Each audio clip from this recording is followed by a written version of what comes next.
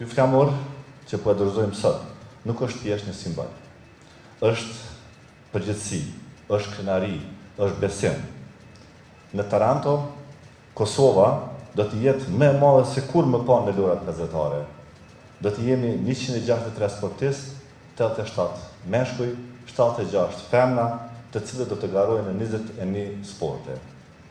Ky është delegacioni më i madh i Kosovës në historinë e pjesëmarrjes sonë në këto ngjarje të mëdha sportive.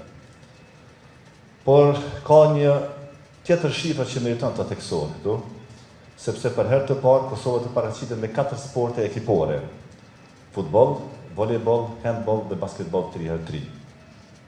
Këto lojra kanë edhe një domethënie shumë të madhe për ne. Në ceremoninë e mbylljes së Tarantos 2026, flamuri i lojrave gazetare do t'i dorëzohet Kosovës, sepse Prishtina do të jetë një koqire edicionit të vitit 2030. Prandaj në një farë mënyrë Taranto është fillimi i rrugtimit tonë drejt Prishtina 2030. Por mbi të gjitha jemi këtu për t'u thënë sportistëve tanë një gjë të thjeshtë dhe të rëndësishme. Kosova është me ju.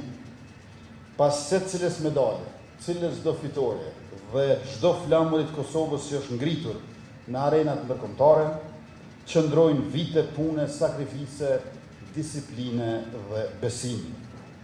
Këto janë vlera që sporti i kultivon më së miri dhe të cilat i duhen shoqërisë sonë. Sportistët tonë kanë dëshmuar se pavarësisht madhësisë së vendit, mund të kemi rezultate të mëdha. Në garat më të rëndësishme ndërkombëtare, ata kanë bërë që emri i Kosovës të dëgjohet, flamuri shtetëror të valvitet dhe himni të intonohet me krenari.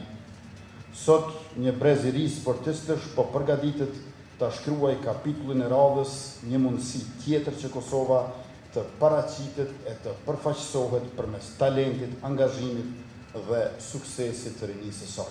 Lojrat mesdhetare po vijnë aty ku jeni rrit, në lagjen ku jeni rrit, medalet olimpike që aty do të mbahen. Lojrat mesdhetare, projekti ka filluar dhe po ecë me hapa serioz, e kjo është shumë e rëndësishme për neve, për sportin e judos, për normalistë dhe për krejt Kosovën. Domethënë e veçanta e Tarantos është që e tha kryetari i Komitetit Olimpik se flamurin e organizimit në fund do ta marrim dhe do ta bëjmë në shtetin e Kosovës. E kom potencu shumë herë, sidomos në rrjetet sociale, që liria që e gëzojmë është fitu me gjak e sakrifica për shumë shekuj. E unë gjithmonë e potencoj që sportistët tanë të rritur e të ndërtu në Kosovë, ta në krejt prodhim të Kosovës, krejt që ka po i shok këtu, me mund dhe sakrificë, jo me kushte as të vëllishme pas përfundimit luftës, po nuk i kemi këshyr kushtet, ne jemi rrit me atë kulturën japoneze që nuk kemi kërku shumë, por kemi punu shumë, e në fund rezultati ju në ka bo shumë zhurë.